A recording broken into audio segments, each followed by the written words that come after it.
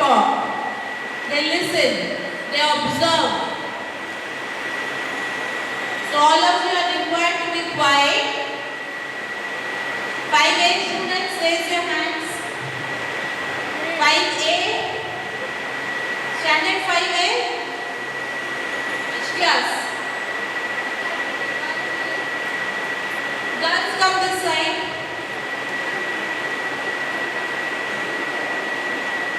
Just make a line over here, girls. Go back. Go back.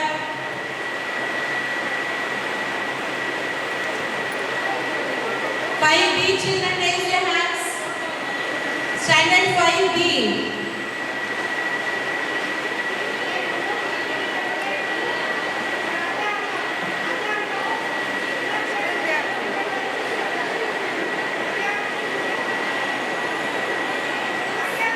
Boys on this side, just move back.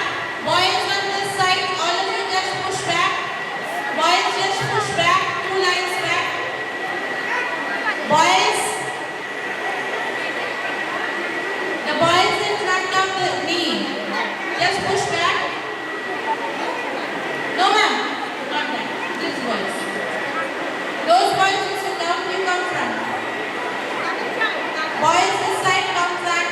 There is place. Boys come front. There is place. Move to the front. Move to the front, children. Come on. Yes, yes. Girls, just you can go back. You can go back. Go to Rishma ma'am. Make these girls. Go. Girls, go to Rishma ma'am. All girls, go to Rishma ma'am. You, to the front. Go. I think your parents are coming to witness how you behave in school. That's it. So you need to be at your best behavior. Move little that side. Ask him to move. Absolute silence on standard 5, 6 and 7. Move that side.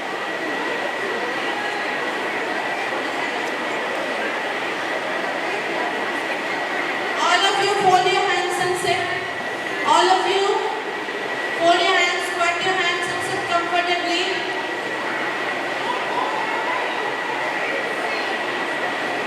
We are about to start with the program. Standard 5A has come. Raise your hands. 5A, 5B, 5C, 5D, 5E, 6A, 6B, 6C, 6D, 6E, 7A, 7B, 7C, 7D, 7E. Very good. Children, kindly settle down. It's already 8:30.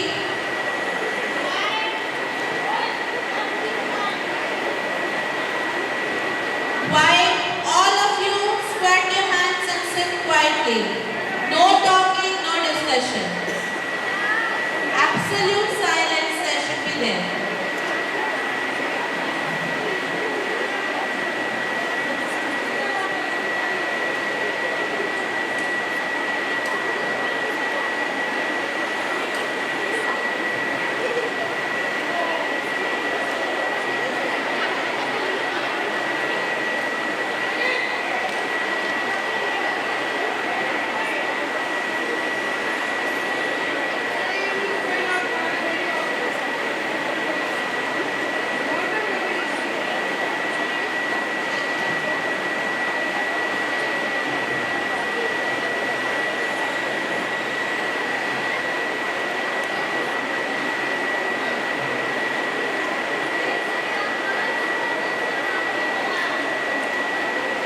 Good morning, everyone. We have finally arrived on the day of the mock parliament, and it's a great feeling to be in the midst of this educational extravaganza. Now let's begin this program with a word of prayer, and for this I call upon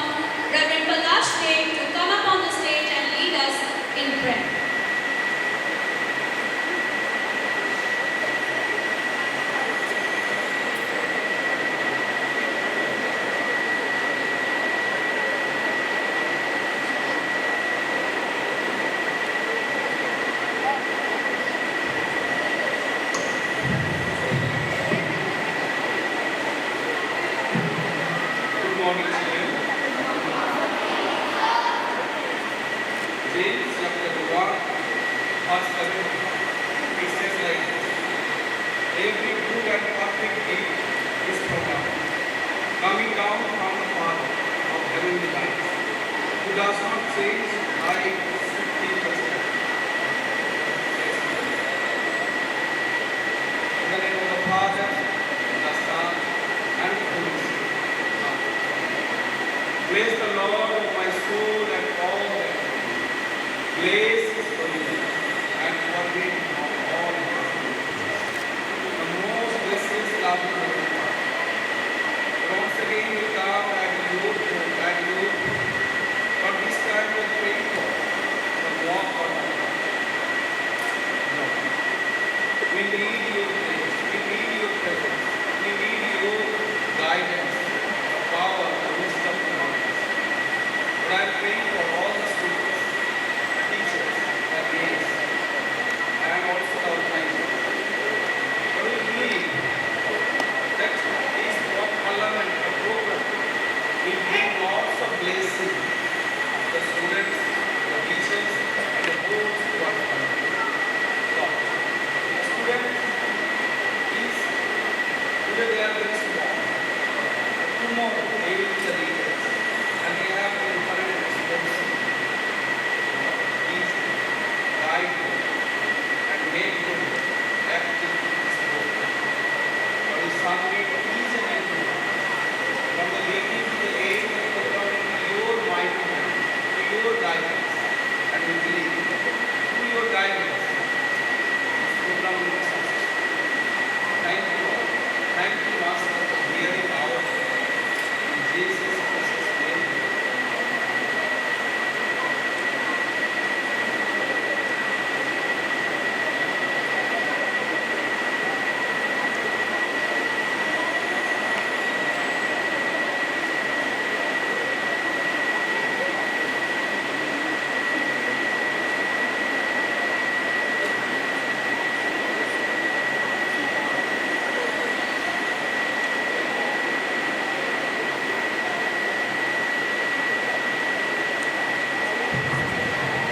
Thank you, sir. We are in the midst of history being made in carrying an idea called mock parliament forward, which first showed up in theatre play in 1914. I call it an educational extravaganza because it truly simulates a real-life phenomenon. I take this opportunity to welcome our principal in charge, Mrs. D. Martina, and our academic coordinator, Mr. A.S. Khan. I also extend my warm welcome to the esteemed parents, teachers, and our students who have gathered here in this morning to be a part of this extravaganza. I sincerely hope that this session keep you hooked to your seats. Give the pupils something to do, not something to learn. And when the doing is of such nature as to demand thinking, learning naturally results. The students from classes 5, 6 and 7 are going to enact parliamentary proceedings. They will show how members of parliament discuss issues, bills are moved and passed by voting and other functional aspects. The aim of the mock parliament is to strengthen the roots of democracy, inculcate healthy habits of discipline, and enable students to understand the working of parliament. Around 48 students has participated and created the look of a real parliament. Students will present like oath by new members, introduction of new ministers by Prime Minister, question hour, papers to be laid, vote of no confidence. During the question hour, many important issues will be raised and discussed like food reserves, communication, skill development and digital India. So let us move to our proceedings.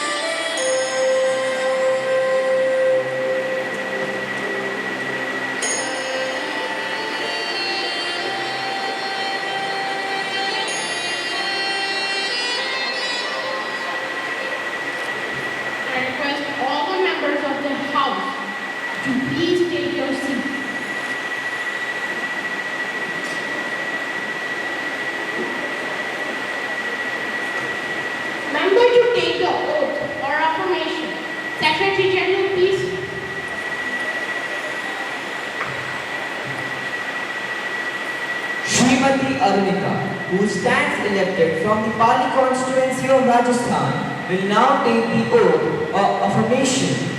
Madam, do you want to take oath or affirmation?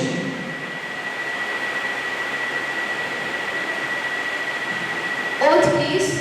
In which language would you like to take the oath? In English, please.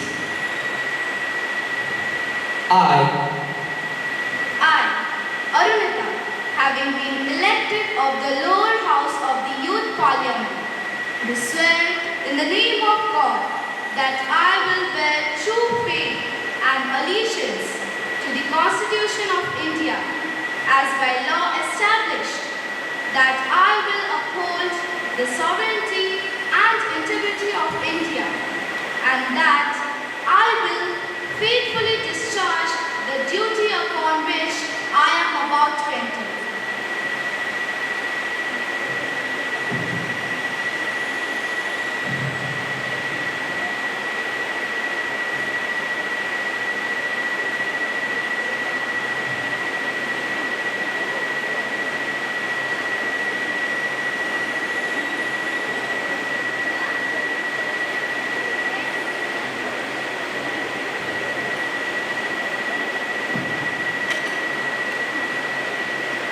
Srimati Mahal, who stands elected from the Legislative Assembly, will now take the oath or affirmation. Madam, do you want to take oath or affirmation? Oath, please. In which language would you like to take the oath? In English, please. I, Mehak, having been elected a member of the lower house of the Legislative Assembly, do swear in the name of God that I will bear true faith and allegiance to the Constitution of India as by law established, that I will uphold the sovereignty and integrity of India, and that I will faithfully discharge the duty upon which I am about to enter.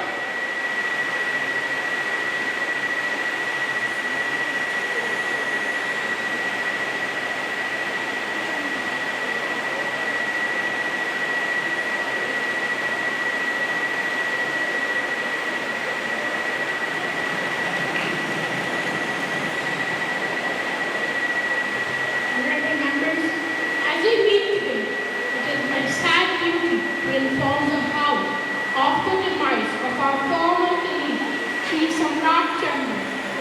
Shri Samrat Chandra was an agriculturalist by profession and an active social worker. He worked in the rural areas, devoting his time and energy to the welfare of agricultural laborers and the uplift of the backward classes and the downtrodden. He was president of Mazdoor Sabha Mirzapur, an able parliamentarian and an effective orator. He took keen interest in the proceedings of the House. He passed away at New Delhi on 16th August 2023 at the age of 35.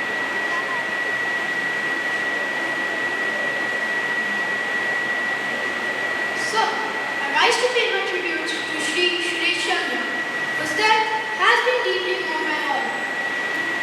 He was a young man who came from the family of freedom fighters, and whose father had made a name for himself, and this tradition was carried by the family.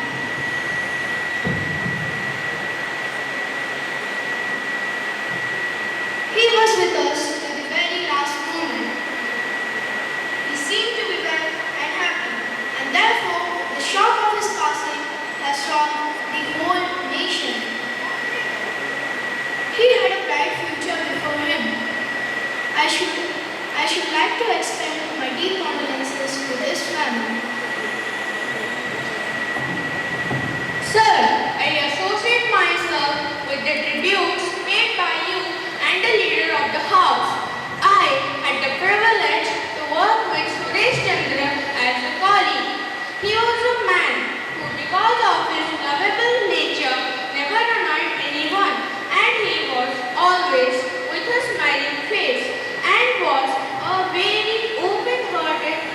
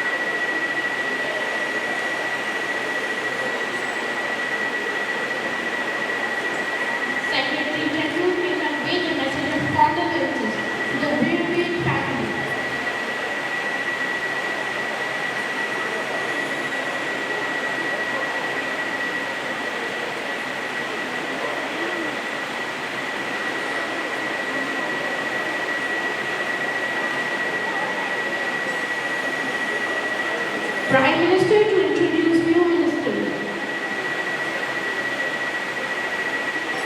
Mr. Speaker, sir, I have pleasure in introducing you and through you to the House my colleagues, the new minister, Srimati Tanisha, Minister of Civil Supplies.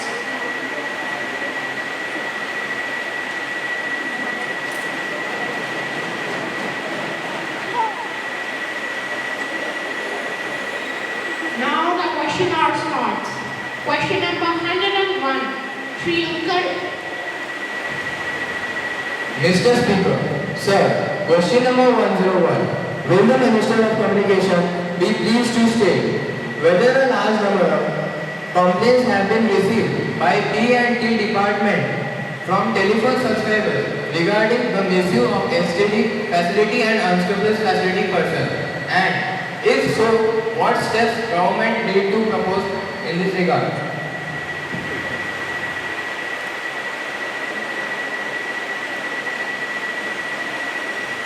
Honorable Minister of Communication. Yes, sir. Complaints of this nature have been received. In many cases, investigation showed that there was no spurt in the meter readings and no unauthorized connections were detected. In a few cases, unauthorized connections were detected and action initiated against the persons found involved in the malpractice. The government proposes to take the following steps in this regard. Amendment of Indian Telegraph Act to make unauthorized diversion of line a major offence. Setting up vigilance squads to make surprise checks for detecting any misuse. To import charge analyzers to detect such cases more easily. Shri Utkar. Madam, some unauthorized connections were detected. I want to know what specific steps have been taken by the government. Sir, the specific steps have been broadly stated. We got a vigilance squad which immediately goes in it. I cannot give the exact number of complaints that have been registered, but the information is being gathered. 21 days notice was not enough for the minister to collect the information. Is this how the House should be treated, ma'am? Ma'am, I have been not to ask to collect information. I am only incidentally stating that in Delhi during the last year, there was 50 such complaints. All the complaints were investigated and was detected that in 3 companies there was misconnection. In all these cases, the employees were identified and were suitably proceeded against. Next question. Question number 104. Shri Suchobit. Sir, will the Minister of Food and Civil Supplies be pleased to state the latest position of food grains reserved in the country? Whether keeping in the view of the present drought situation, do the government have adequate food supplies to meet the requirements of the country? If no, what are the measures proposed to be taken by the government to deal with this situation? Honorable Minister for Food and Civil Supplies. So, the total stock of food grains with the public agencies as on 1st January 1988 was estimated at 14.14 million tons. The stocks available are adequate to meet the present requirement of the public distribution system. There is also regular replenishment of stocks through procurement operations. Further, the government is also keeping open the option to import food grains as and when considered necessary. Shri Sushobit. Sir, is it the fact that the reserve of food grains has declined from 23 million tons to 15 million tons during the month of July 1987? If so, what are the steps taken by the government to reserve the food grains? Is there any target fixed for wheat and rice in the Rabi season? So, as far as the availability of food grain is concerned, the requirement of the buffer stock policy is 21.1 million tons. Against that, 14.44 million tons of food is available in a buffer stock, and the shortfall is only 6 million tons. I hope this will be offset in the next Rabi season and the ongoing Kharif season. As the storage capacity is concerned, there is a policy that we are constructing additional storage capacity. Also that whatever is the requirement of the presented storage capacity, I can supply it to the honorable member. This is the long list situated at different states. Srimati Sushri. Madam, I'd like to know whether, because of the shortage of stock in food grains, has the government supplied rice and wheat, which is not food for human consumption? Such stores have been received from certain states and complaints were made to the government. Has it been noticed by the government that such an instance has taken place? And what steps you have taken in this matter? The honorable member has supplied this information. I will look into it. Madam, we may be having the information with him because it is connected with the shortage of food. The member has supplied this information. I was not aware about this complaint. You have supplied this information. I will definitely look into it. Madam, this is a very serious matter. Supply of rotten foods will greatly damage the health of people. You must direct the government and ensure that this is not repeated. Yes. Would the Honorable Minister like to say anything on this? So, there is no two option on this that it is a very serious matter. The government is fully committed to the safeguarding of the health of the nation. I assure you that all steps are being taken to assure that good quality food grains are supplied through the distribution system.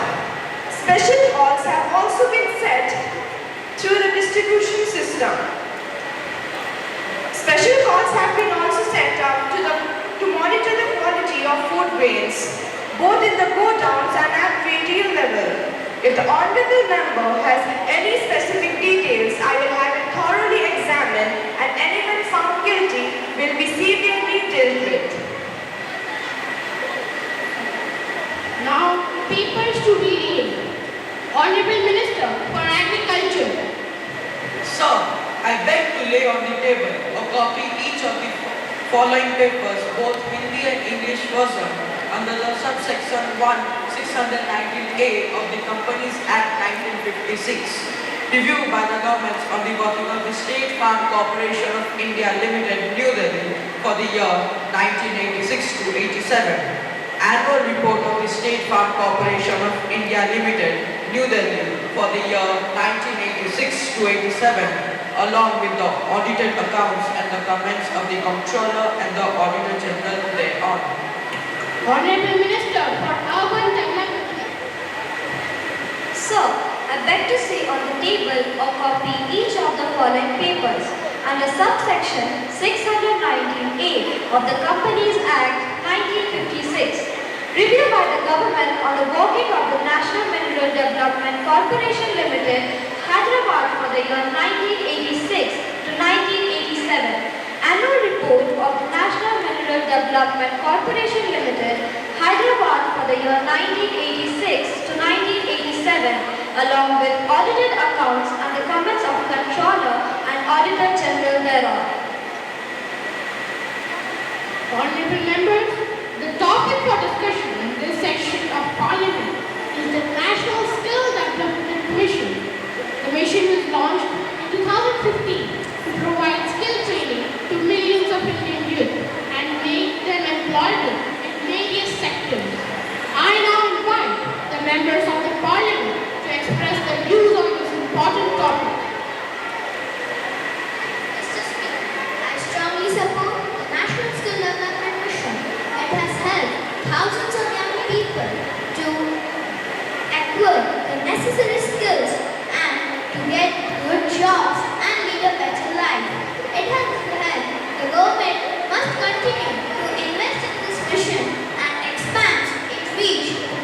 people. Mr. Speaker, while I agree with the importance of skill development, I believe that the government needs to do more to ensure that the training provided is of high quality and relevant to the needs of the industry. There have been complaints that the training provided under this mission is not up to the mark.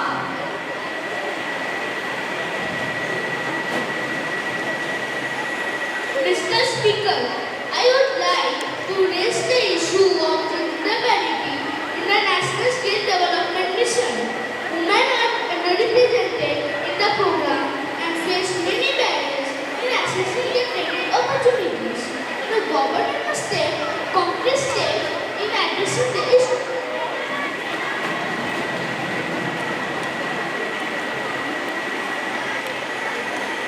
Mr. Speaker, I appreciate the efforts of the government in promoting skill development, but I believe that the private sector also has a role to play in this mission.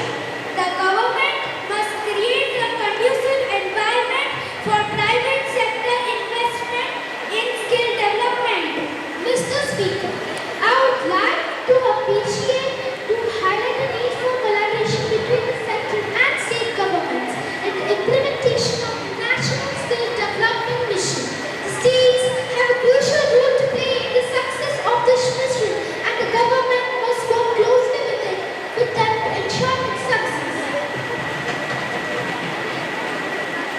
Thank you, Honorable Member, for your valuable inputs on the National Skill Development Mission. The government must include suggestions and feedback provided by the members and to take appropriate action to strengthen this mission. The session is now adjourned. I now call upon the Honorable Member from the state of Kerala to ask his question regarding the National Skill Development Mission. Thank you, Honorable Speaker. My question is for the Minister of Skill Development and Entrepreneurship. Can the Minister please enlighten the House on the current status of the National Skill Development Mission and what measures are being taken to achieve its objectives? Thank you, Honorable Member, for your question. The National Skill Development Mission was launched in 2015 with the objective of providing skill training to millions of Indians to make them employable and contribute to the nation's economy. As of now, the mission has been successful in training more than 4.2 crore individuals in various skills. However, we are aware that there is still a lot to be done to achieve the mission's objectives.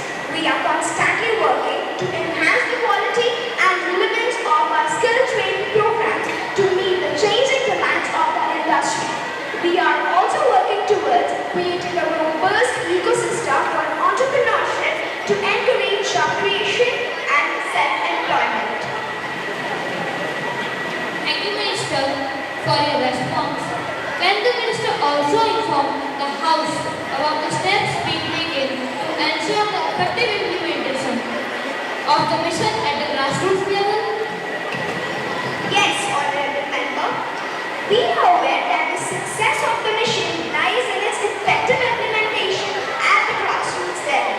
To this end, we have launched the Pradhan Mantri Kaushal Vikas Yojana scheme, which aims to provide short-term skill training to individuals across the country.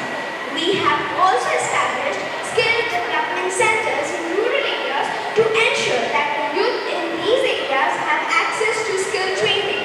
In addition, we are working closely with state governments and industry partners to ensure that the skill training programs are tailored to meet the needs of the local industry and economy.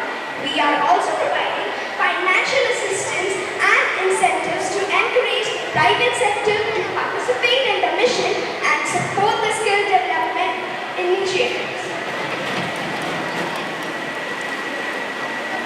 Thank you, Minister, for your detailed response.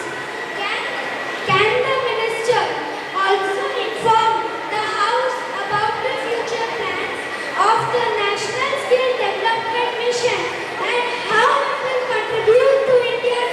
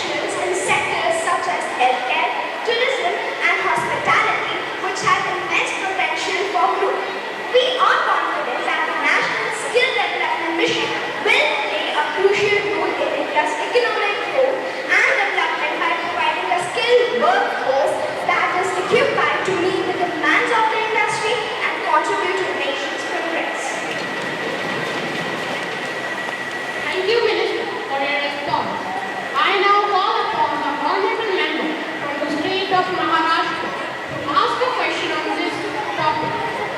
Honorable members, we will now begin our question and answer session. Today's topic is the National Skill Development Mission in India. Members, please ask your questions related to the topic. Thank you for your question.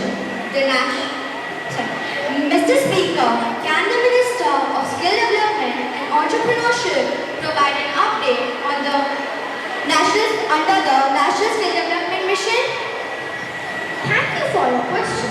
The National Skill Development Mission was launched in 2015 with the objective of providing skill training to the youth of India. Since then, more than 70 lakh candidates have been trained across various sectors, and we have set a target of training 1 crore candidates till 2022.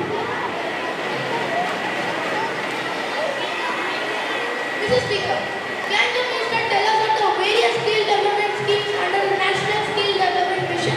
It has been brought to my information that the efforts of the Ministry are not focused and hence a lot of needs to be achieved. Sure, there are several skill development schemes under the National Skill Development Mission, including the Pradhan Mantri Kaushal Vikas Yojana, Skill India Mission, and National Apprenticeship Promotion Scheme, to name a few. These schemes aim to provide skill training to different segments of the population, including rural youth, women, and persons with disabilities. Mr. Speaker, what measures are being taken to ensure that the skill training provided under the National Skill Development Mission is of good quality and relevant to the job? That's a great question. The government has set up a robust framework for monitoring and the usage of skill training programs to ensure their quality and relevance. We have also established sector skill councils and training providers to align the skill training programs with industry needs. Mr. Speaker, what is the government doing to bring employment opportunities for the youth who have been trained under the National Skill Development Mission? The government is working on several initiatives to create employment opportunities for the youth who have been trained under the National Skill Development Mission.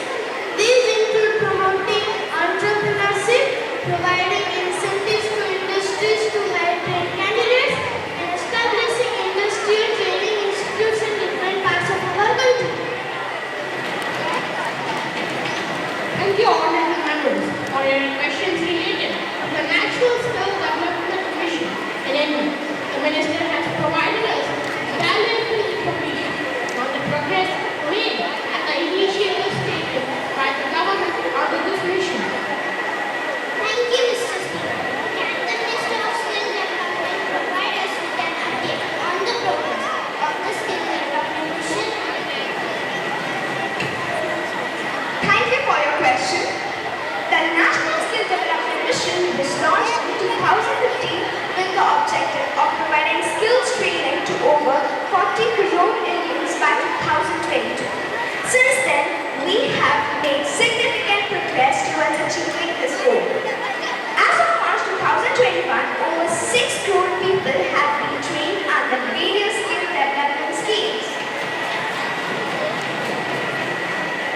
While the numbers are impressive, can the Minister provide details of the training provided under the National Skill Development Mission? Thank you for your question. The government is committed to ensuring that the training provided under the National Skill Development Mission meets high standards of quality.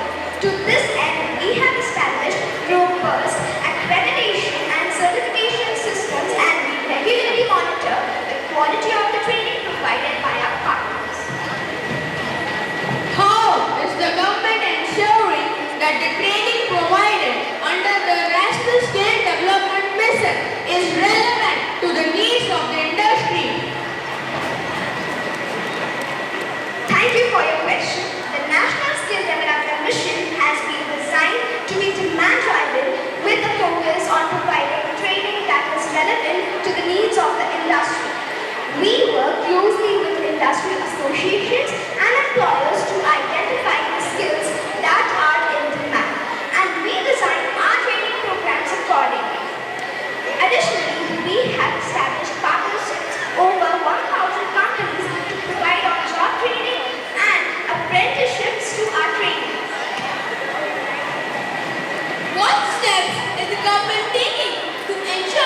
that the benefits of the National Skill Development Mission should reach all sections of society, including marginalized communities and rural areas. Thank you for your question. The National Skill Development Mission is committed to ensuring that the benefits of skills training reach all sections of society, including marginalized communities and rural areas. To this end, we have established a network of training centers across the country, with a focus on areas with low levels of skill development. We also provide special incentives and scholarships for women, scheduled castes and tribes, and other marginalized groups. Thank you, Honorable Members, for your question. The Minister of Skill Development has provided detailed responses to your question. Let's move on to the next question. Can the Minister of Skill Development provide us with an update on the employment rates of those who have completed their training under the National Skill Development Mission? Thank you for your question. We are proud to say that the National Skill Development Mission has been successful in providing employment opportunities to those who have completed the training. As of March 2021, over 4 crore people have been placed in various job roles across different sectors of the economy. While the employment figures are impressive, can the Minister of Skill Development explain the reason behind the high dropout rates from the training program? Thank you for your question. Dropout rates can be attributed to various reasons such as trainees getting job offers midway through training or personal reasons. However, we are constantly working to improve the quality of our training programs and reduce dropout rates. Can the Minister of Skill Development provide us with the details of the budget allocated for the National Skill Development? Thank you for your question. The budget of the National Skill Development Mission varies from year to year. For the financial year 2021 and 2022, total 3,000 crore has been allocated for the mission. This includes funding for various training programs, skill development schemes, and infrastructures development. Is the Minister of Skill Development aware of the criticism that the National Skill Development Mission has been facing the talk of corruption and favoritism in awarding training contracts? Thank you for your question. We take all allegations of corruption and favoritism very seriously. We have established a robust system of checks and balances to ensure that transparency and fairness in the awarding of training contracts. We also have advanced registral mechanism in place for everyone who wishes to report any misconduct or malpractice. Thank you, Honorable Member, for your intense and critical question. The Minister of Skill Development has provided detailed and satisfactory responses to all the questions. Let's move on to the next question. Now, we will be discussing the topic of digital India and its impact on our country. Let us start the discussion with the fourth speaker from the ruling party. Thank you, Mr. Speaker. Digital India is a flagship program of our government which aims to transform our country into a digitally empowered society and knowledge economy. With initiatives like digital locker, Aadhaar, and e-signature, we have brought transparency, efficiency, and convenience to the lives of our citizens. Through e-governance, we are reducing corruption and ensuring that every citizen has government services at their doorstep. Moreover, through the Digital India program, we are creating job opportunities in the IT sector and promoting innovation and entrepreneurship. The program has already achieved significant success and we are committed to taking it forward. to differ, Mr. Speaker. While the idea of digital India sounds good on paper, the reality is quite different. In rural areas where the majority of our population resides, the digital divide is still prevailing. People don't even have access to the internet or basic technology. There are concerns regarding data privacy and security, especially with the Aadhaar system. We need to address these issues before moving forward with the program. I agree with both the speakers to some extent. Mr. Speaker, while Digital India has the potential of bringing significant benefits to our country, we need to ensure that it is implemented in a way that is equitable and inclusive. We need to focus on bridging the digital divide and providing access to the technology and the internet to everyone, regardless of the socio-economic status or location. We need to ensure that we need to address the concerns regarding data privacy and security to ensure that the program benefits everyone and doesn't lead to the exploitation of the individuals or communities. Thank you for your input.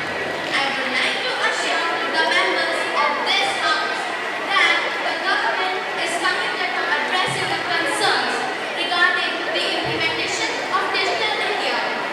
We have already taken steps to provide internet connectivity in rural areas and we are working on strengthening data privacy and security laws.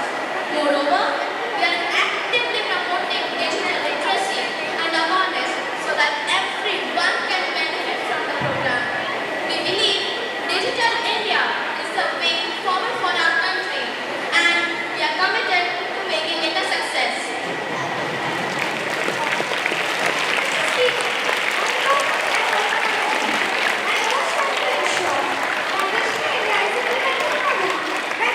Not just a select few. We need to address the concerns of the marginalized communities and ensure that they have equal access to technology and the internet. Moreover, we need to prioritize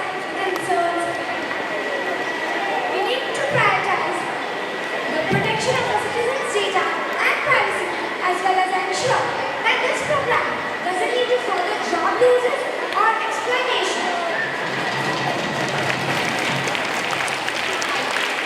I agree with the previous speaker.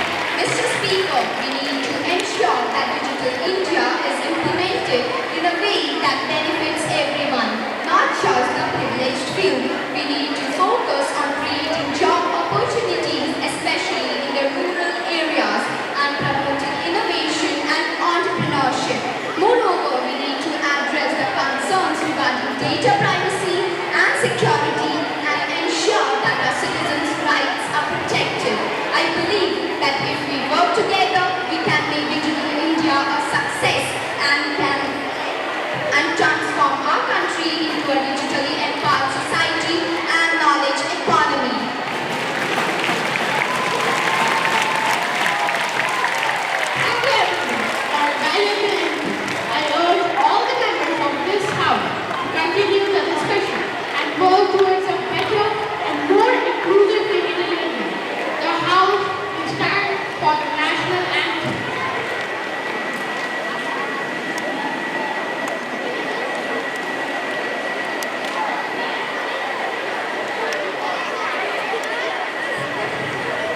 I request all the students to kindly stand for the national anthem.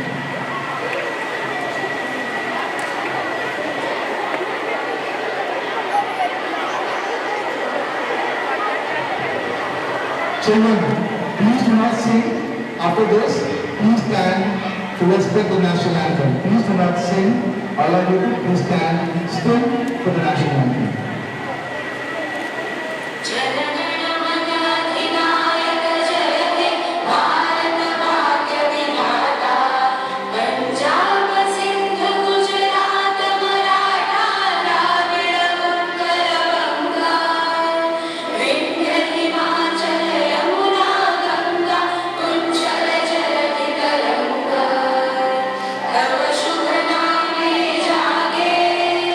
Tava shubha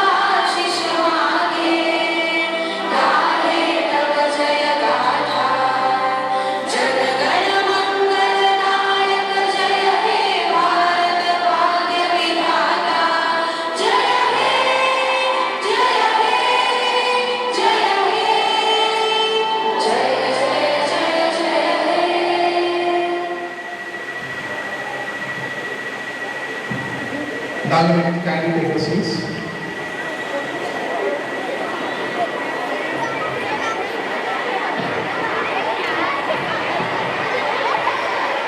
Children, I request you to kindly sit in a disciplined manner.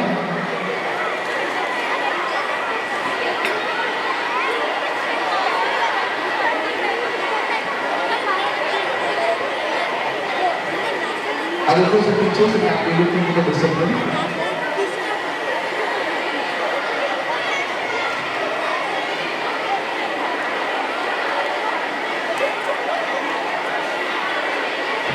Yeah, you move.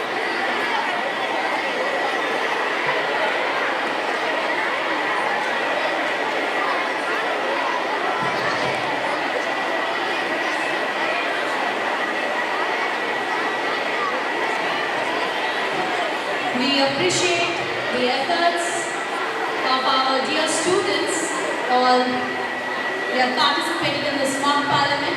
We all congratulate you. So here we call out the names. Ankit Rao, Speaker as a Speaker. Secretary General Kanai Kumar. Srimati Arunita Sahu. Mehak.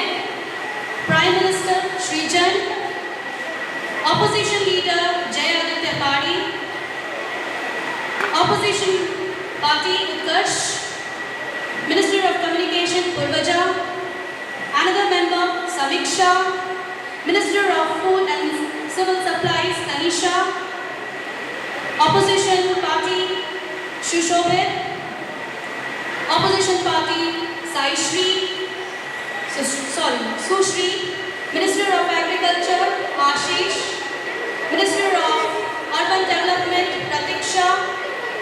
Ruling Party Yash. In Opposition Party we have Jashit, Ankan, Kshitij, Dash. And in ruling party we have Ishan, Umang, Suryanshi. Minister of Skill Development we have Saishri. Opposition Party Pranavesh and Siddhi Swain. Opposition Party Yash Agarwal.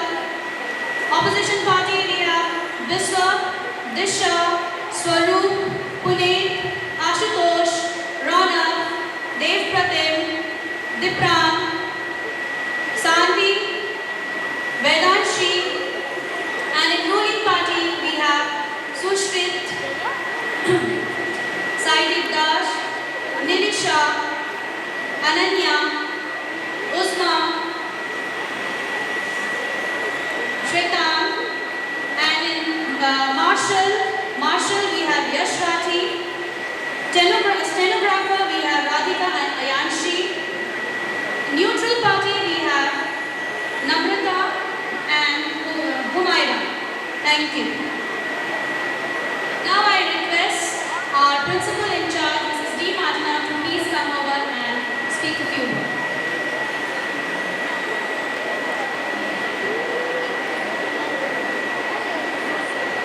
Good morning, everyone. Especially I would like to thank our parents, those parents who have made it today to come and witness this program. We are really grateful to you. And I thank all the children also for the patiently they have been sitting down for the past 1 hour. So, children, the intention of conducting this mock parliament is to give you the idea, how actually parliament is conducted. You might have all heard. You might be knowing like mostly in the parliament, both the parties they sit, they discuss, they plan policies for the betterment of the country.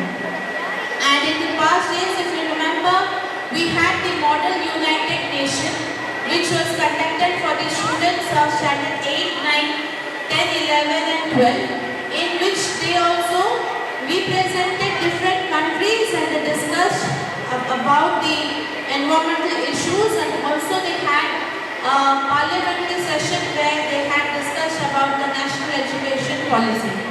So this mock parliament is an educational tool to teach children about leadership and also to teach them how actually the parliament is conducted. And I am really thankful to the teachers, the way they have planned it out, because I think this is the first time in Stewart School we conducted the mock parliament for the children so that they will get the concept, and this was just the beginning.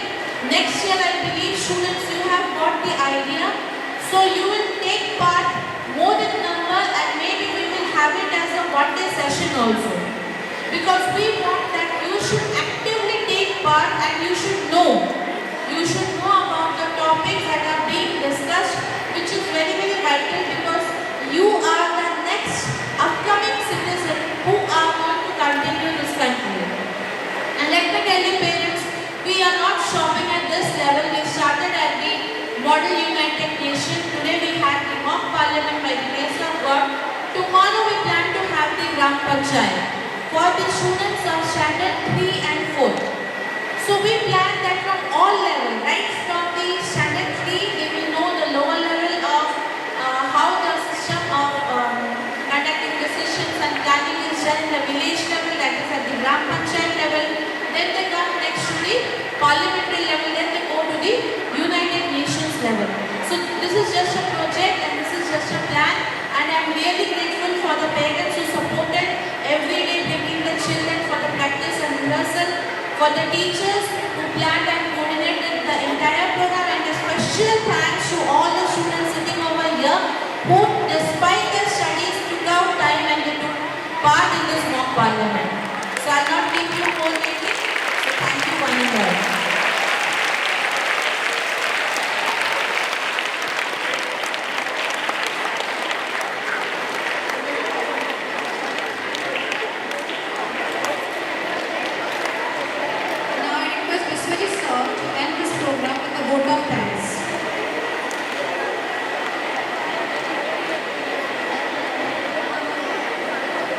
Good morning, everyone.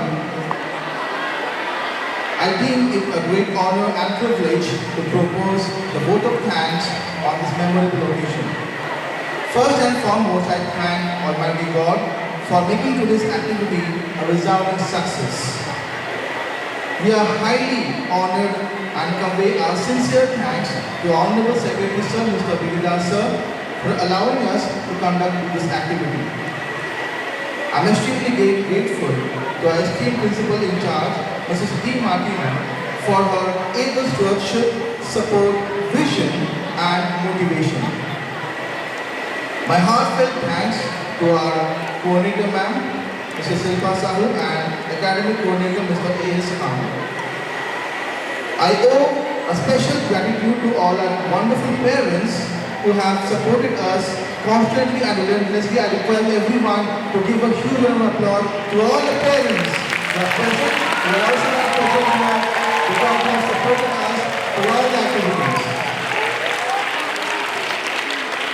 And my sincere thanks to our wonderful teachers, and a special mention to Shiny ma'am and Swapna ma'am for their amazing contribution to this activity. I request everyone to kindly clap for Shiny ma'am and Swapna ma'am.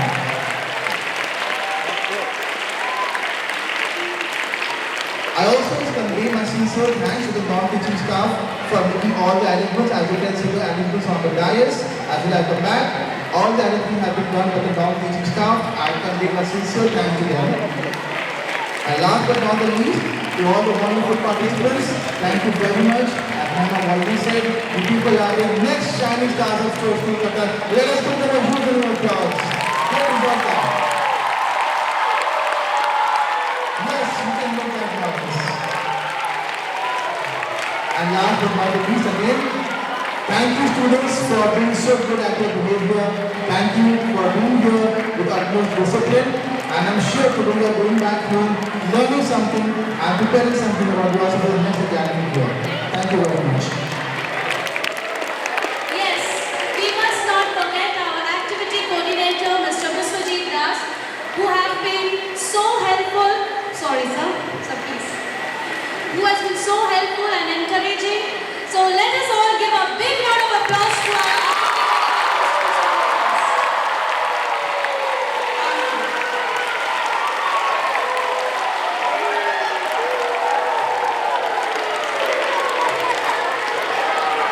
the event has come to an end. I request the class teachers to kindly take the students back to the classrooms. And the participants, please stay here. We have some photo session to be done with you, and of course, we love photographs. And thank you to your parents for a wonderful time. I request 105 to kindly stand first. I request the class teachers to